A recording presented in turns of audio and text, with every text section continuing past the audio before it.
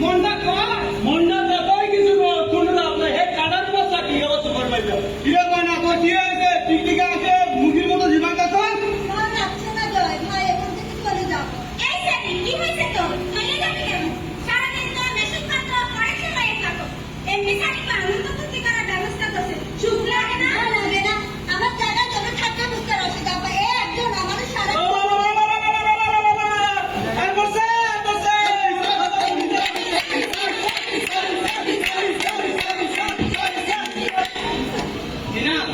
তোমার এই পিকনিকের আয়োজনটা আমার খুবই পছন্দ হয়েছে আমার ফ্যাক্টরি সকল শ্রমিকদের আনন্দ করা দেখে আমার মনটা ভরে গেছে তোমরা কি করবে এখন করো করো স্যার আমরা নাচ গানের প্রতিযোগিতা করবো এই মানুষ আর পুরুষ মিলে গানের প্রতিযোগিতা করবো লাস্টে আপনি দেখে বলবেন কোন দল জিতছে এই মায়া মানুষ নাকি পুরুষ এই তো রেডিও দাঁড়ান মেয়ে মানুষ কি সঙ্গ পায় পুরুষ হওয়ার সময় তো বলেন না পুরুষ মানুষ মেয়েদের বেলায় আপনার বলতে হয় মেয়ে মানুষ শুনেন সকল আমরা সকলেই মায়ের পেট থেকে জন্মগ্রহণ করি আপনারা আলাদা করে ফেলেন এগুলো করিয়ে না প্রায় যখন কাজ করেন তখন তো নারী পুরুষ আলাদা করে না কোন প্রতিযোগিতা হলে কেন নারী পুরুষ আলাদা হতে হবে এই তোমরা সবাই মিলেমিশে আনন্দ করো ঠিক বলছি না স্যার দিনাতের কথাই ঠিক নারী পুরুষ মিলেমিশে মজা করো একটা কথা মনে রেখো আমার এই কারখানাতে আমরা সকলেই সমান হিন্দু মুসলিম খ্রিস্টান বৌদ্ধ শ্রমিক মিড লেভেল কর্মচারী অফিসার মালিক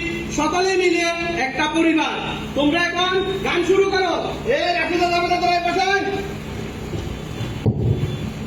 স্যার তাহলে এবার আমরা শুরু করি ঠিক আছে শুরু করো আমরা গাড়িতে পৌঁছা দিয়ে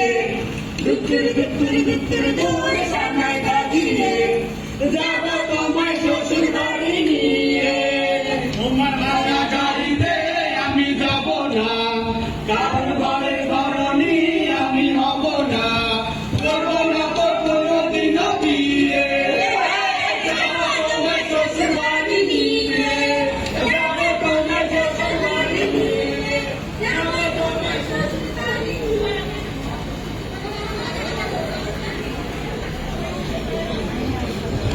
রাস্তা স্যার ওরে আমার ময়না পাখি আর কত একটা টাকা শুনবা আমার সাথে নাও না ছাড়তে দিব না জুতা দিয়ে পিঠাটা সোজা করে দিব এ হাতে জুতা মানায় না ময়না সুন্দরী এ হাতে চুরি মানায় আমার প্রস্তাবে রাজি হয়ে যাও তোমার চুরি দিমু গয়না দিমু আদর দিমু সোহাগ দিমু তারা কি থাকবে না 32 টাকা করে দিন আরে আমার তো প্রতিদিন রাস্তা পথে আমার সঙ্গে এমন করে আমি লগে থাকলে কেউ কিছু করতে পারবো না এই আজ তুমি কোনদিন দেখি পয়সা দিন না তাই কিছু কাজ না আমি লগে থাকলে কেউ তোমার ডিস্টার্ব করবো চলো এখানে এখন আপনি আমার কাছে কি চান আপনি আমার সাথে এমন কেন করেন চাই মহব্বত চাই মনে রে তোরে দেখলে আমার মনে মধ্যে আগে পড়েছে কেমন আপনি এত খারাপ কেন বলেন তো এই একটা কথা সবাইকে বলে বেড়ান ঘরে বউ বাচ্চা নেই অন্য মেয়েদের দিকে নজর দিতে আপনার লজ্জা করে না আরে পুরুষ মানুষের লজ্জা থাকতে নেই তো পেটে দেখো সাড়ে কি পাচ্ছেন আপনি ঘরে একা দোকানে হাতের কোন নজরে যাবেন খেয়াল বিক্রি করেন বেশি বাড়াবার বলে কিন্তু কোন ফের আমাকে বলে দিব তারা কিন্তু চাকরি খাই দিব তখন আমরা মারা নিয়া রাস্তা ভিতরে করে খাই দেবো কথাটা মনে রাখিস না মামা সব সুপারভাইজার ওরে জীবন হইল নিতে মাটা দেখি দেখি বলে ছুটে আসে এই জীবনে কোন পাগলে বলে ওরে জীবন হইল নিতে মাটা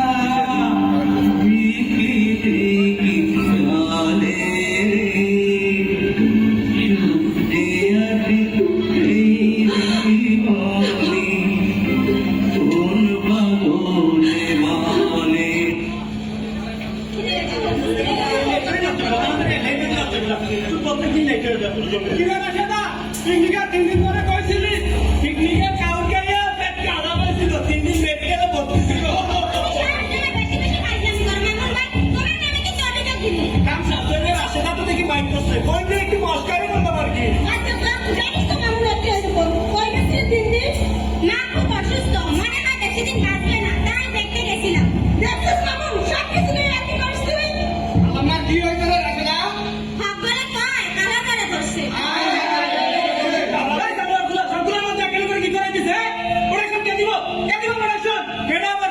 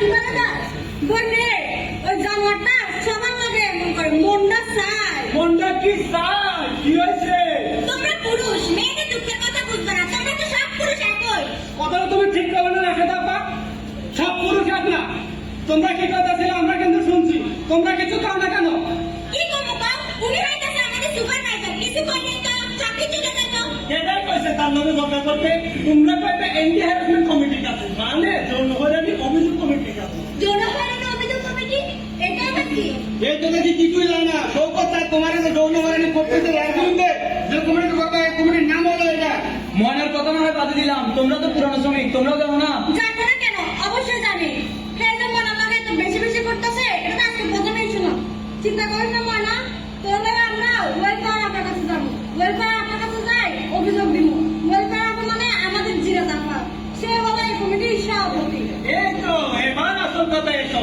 আরেকটা কথা শুনে গেল যদি এন্টি হ্যারাসমেন্ট কমিটির বিচার তোমাদের পছন্দ না হয় তাহলে ফেয়ার ওয়ার্ল্ড ফাউন্ডেশনের একটা হেল্পলাইন নাম্বার আছে সেই নাম্বারে ফোন দিয়ে তোমাদের অভিযোগ জানাতে পারবা সেক্ষেত্রে তোমরা অন্য কোনো হয়রানির শিকার হবে না আবার চাকরিও দেবো না কারণ ফেয়ার ওয়ার্ল্ড ফাউন্ডেশনের সকল অভিযোগ খুব গোপনীয়তার সাথে সমাধান করা হয় আমাদের ফ্যাক্টরি সিঁড়িতে ফেয়ার ওয়ার্ল্ড ফাউন্ডেশনের নাম্বারের পোস্টার লাগানো আছে সবকিছুই ঠিক আছে ময়না তুই কি অভিযোগটা করবি করবো না কেন আপা ভাবছিলাম চাকরি ছেড়ে চলে যাবো এখন যেহেতু অভিযোগ দেওয়ার জায়গা পেয়েছি সেহেতু অভিযোগ দিয়ে যুদ্ধ করবো প্রয়োজন হয় না ওই লুচ্চাটা মুখোমুখি দাঁড়িয়ে চোখে চোখ রেখে জবাব দিব প্রতিদিন একটু একটু করে মরাচ্ছে সকল নারী হয়ে প্রতিবাদ করে একেবারে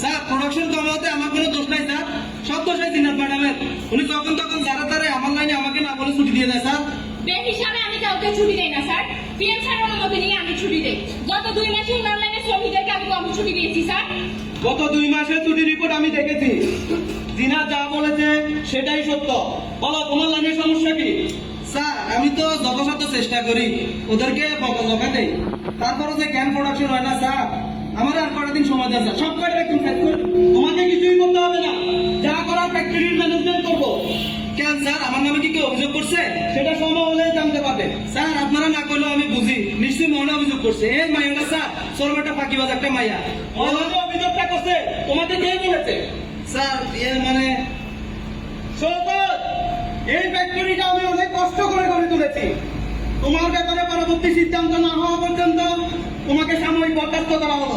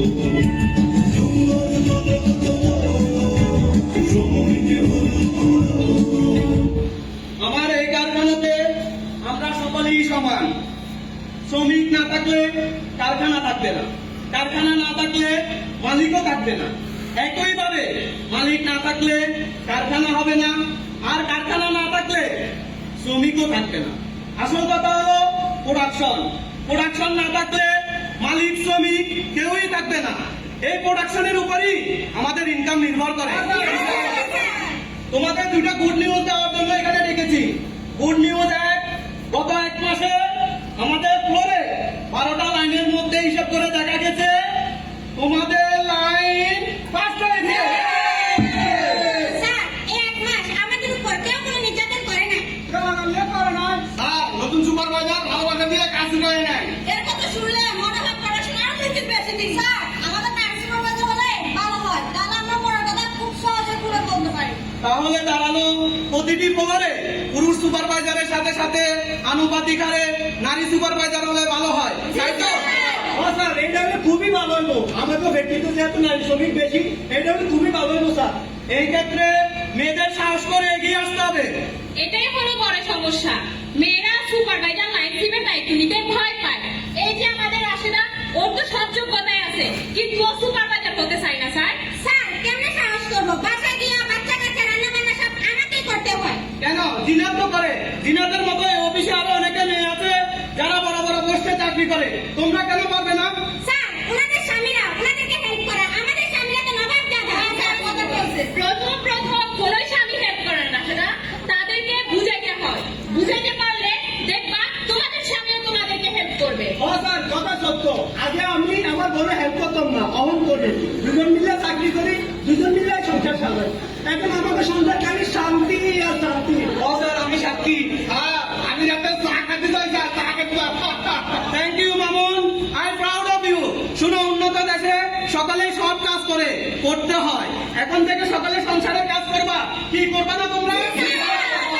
স্যার 2 নম্বর গুড নিউজ কি? স্যার আপনাদের সামনে ম্যানেজমেন্টের একটি সিদ্ধান্ত শেয়ার করবে। 2009 সালের হাইকোর্টের নির্দেশনা অনুযায়ী প্রতিষ্ঠানের শৃঙ্খলা বিধি বিধান মেনে অ্যান্টি হ্যারাসমেন্ট কমিটি প্রাপ্ত অভিযোগটি তদন্ত গ্রহণ করেছে। তদন্ত রিপোর্ট অনুযায়ী সকল সুপারভাইজার দোষী সাব্যস্ত হয়েছে। 2009 সালের হাইকোর্টের নির্দেশনা অনুযায়ী শৌকতকে বরখাস্তের পাশাপাশি বাংলাদেশ নারী শিশু নির্যাতন দমন আইন এবং বাংলাদেশ দণ্ডবিধির আওতায় এনে তার বিরুদ্ধে শাস্তিমূলক ব্যবস্থা নেওয়া যেতে পারে।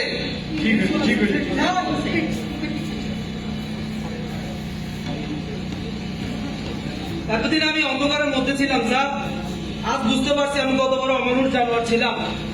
এতদিন আমি যা কিছু করছি স্যার, এই পুরুষ ও অহংকার থেকে করছি।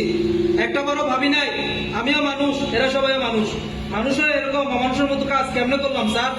তোমরা যদি পারো এই অমানুষটাকে ক্ষমা করে দিও। পুলিশ ডাকেন স্যার, পুলিশ ডাকেন, আদালতে আমার বিচার হোক। দুনিয়া সবচাইতে বড় আদালত হলো মানুষের বিবেক। তোমার বিবেকই তোমাকে শাস্তি দিচ্ছে শৌকত। এই বিবেকের দংশন থেকে তুমি সহজে মুক্তি পাবে না। হ্যাঁ স্যার ঠিক বলছেন, কিন্তু উনি সব থেকে বেশি হায়ার পছন্দ হয় নাকি? ময়না যেটা বলবে আমরা সেটাই মেনে নেব। ময়না, নির্ভয়ে বলো তুমি কি চাও? আইনের দৃষ্টিতে যেটা সঠিক সেটাই হওয়া উচিত। তাহলে আর কোনো মেয়ে নির্যাতনের শিকার হবে না, কোনো সংকট জন্ম নিতে পারবে না। আমিও চাচ্ছিলাম তুমি এমন কিছুই চাও। আমি কথা দিতেছি, আমি তোমাদের পাশে আছি, পাশে থাকবো। তোমরা যদি সহযোগিতা করো, আমি এই কারখানাকে যৌন নির্যাতন মুক্ত কারখানা করব। স্যার এই দেশের সব মালিক যদি আপনার মতো হতো, তাহলে আমাদের মতো হাজার হাজার ময়না আজ নির্যাতনের শিকার হতো না স্যার। রাতের অন্ধকারে কাটতে হতো না স্যার। সুখের স্বপ্ন বাস্তবে ধরা দিত স্যার। আপনাদের মতো ভালো মালিক যদি আমাদের পাশে থাকে, তাহলে আমরা আর কোনো কিছুতেই ভয় পাবো না। এমনকি